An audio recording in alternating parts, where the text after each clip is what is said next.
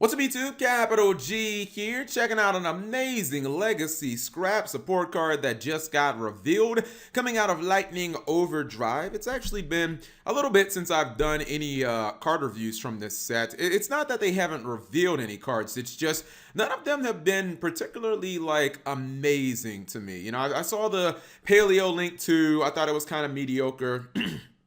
Saw some of the other cards. I thought the trap card that had the evil twins on it, kind of like a pseudo Waking the Dragons, that was pretty interesting, but nothing that really blew my socks off until this card, which is absolutely ridiculous. This is one of those cards that I think, like, you're going to be hard pressed to find anyone in the Yu-Gi-Oh community who's like, man, Cap, this card really isn't that good. But anyways, let's pay some bills and then we'll jump into the card. This video was brought to you by the Fatal Core trading card game. Fatal Core is without a doubt one of the hottest games around and is growing rapidly. Fatal Core is 100% completely free of purchases and is entirely crowd-funded. Fatal Core not only rewards players with experience and in-game currency just for playing, but even if you just want to log in and work on a deck, you'll be able to cash in on those sweet login bonuses. In fact, Fatal Core was so impressive, TheGamer.com wrote a full article praising it for its innovation. And Fatal Core, both competitors play simultaneously, so there is no advantage in going first and no winning because you want a die roll. Not only does this lead to more satisfying games, but battles are made even more engaging by the unique and exciting lead characters that all have special abilities, varying playstyles, as well as weaknesses.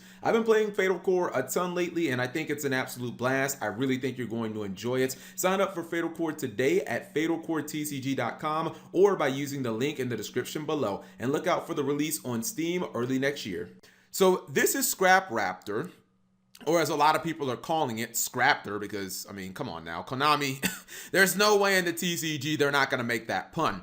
It's an Earth Dinosaur monster, level 4, it's a tuner, 1400, 1000, and then you got a hard once per turn on both of the effects. First effect says you can target one monster you control, destroy that monster. Also, you can normal summon one scrap monster during your main phase, in addition to your normal summon / set. Second effect, if this card is sent to the graveyard because it was destroyed by a scrap card's effect, you can add a scrap factory or a non-tuner scrap monster from your deck to your hand. So I would say probably about, I don't know, maybe 30 seconds after I read this card, I realized, oh crap, it can just destroy itself. You don't need any other monsters on the field for this card to kind of work. I realized that it had some pretty good potential just based on that. And, you know, the boomer in me, knowing like scraps are from 5Ds, that's immediately where my head kind of went. I was like, okay, so I can normal summon this, pop itself, search like a scrap chimera, and then I could normal summon that, and then boom, you know, I got a one card scrap dragon play. And that's kind of cool and everything. But then I started expanding a little more and thinking, well, instead of doing that, maybe I go for Wyvern, maybe I reborn a monster, maybe I blow up a card on my opponent's side of the field, pull Golem from my deck, reborn something else, and now I'm looking at having a scrap, you know, Twin Dragon plus a couple of bounces and getting all of that out of one card. And that's all definitely good. Keep in mind, you know, scraps are from 5Ds. Basically, all the old cards don't have hard once per turns because hard once per turns didn't exist back in 5D, so that's pretty cool. But then you look at some of the other stuff that you can do with this card, and that's what I think is gonna make this card kind of absurd because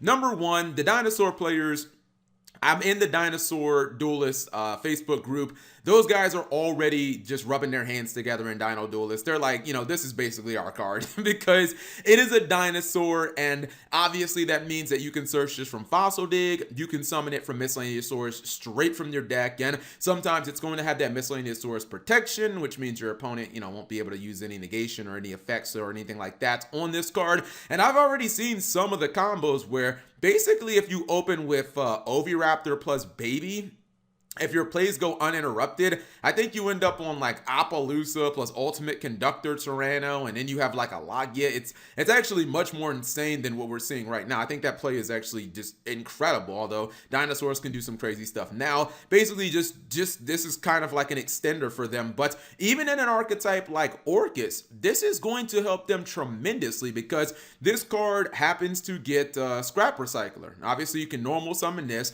blow itself up, search Recycler, get the additional normal summon, and now you can just normal summon Scrap Recycler. And that card has always low-key kind of been good in Orcus because it sends all the Orcus monsters to the graveyard, and in addition to that, It can send something like the Gizmek Orochi to the graveyard as well. And this is a card that is just going to make that more consistent, because I wouldn't put it past Orcus players essentially to maybe drop some of the other normal summons in the deck and start playing things like Scrapyard, because while you do have other powerful monsters like Armageddon Knight that, you know, can dump your Orcus cards, keep in mind you pretty much got a hard draw Armageddon Knight or nothing, because Rhoda is a limited card, Scrapyard is an unlimited card, so it kind of seems much easier to get the Scraptor and, you know, by proxy Scrap Recycler than something like that. And, you know, also Scrap Recycler, not a hard once per turn, so, you know, if you can ever summon that more than one time in a single turn.